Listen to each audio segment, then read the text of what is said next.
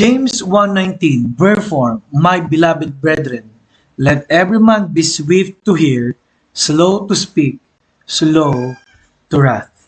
Alam niyo po, ang salita ng Diyos ay punong-puno ng mga advice. At napakasarap po. Ito po ay pearlas, no? Let every man be swift to hear, mabilis makinig, mabagal magsalita, mabagal sa pagkagalit. Alam niyo po, paminsan, baliktad dyan no? Swift to paggalit, no? Swift sa mga sinasabi, pero ang bagal, makinig, no? Pero dapat, una, swift to hear. Swift to hear.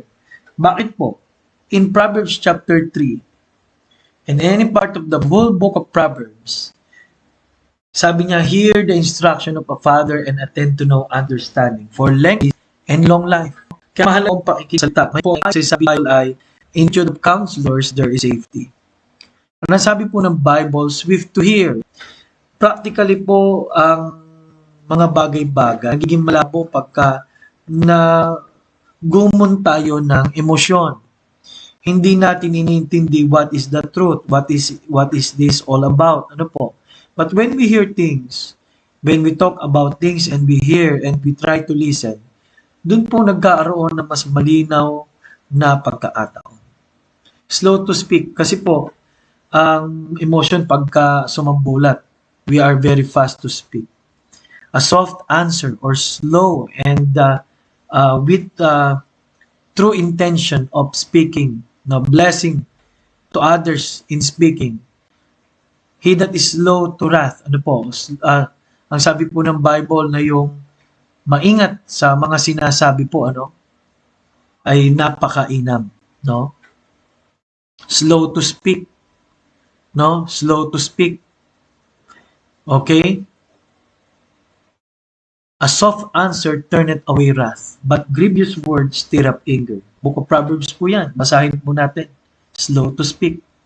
Slow to wrath. Slow to wrath.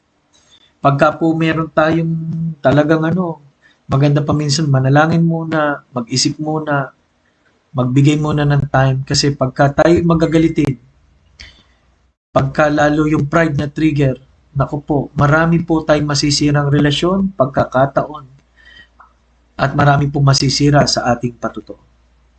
Kaya nawa po, ako rin po at ang bawat isa ay pinaalalahanan ngayon ng mga bagay at perlas ng karunungan mula sa James 1:19. Maraming salamat po at nawa po sa mga pag-aaral nito, tayo po ay patuloy na pinalalahanan ng Panginoon. Lord, kayo pong lagi po mag-bless sa inyong mga anak.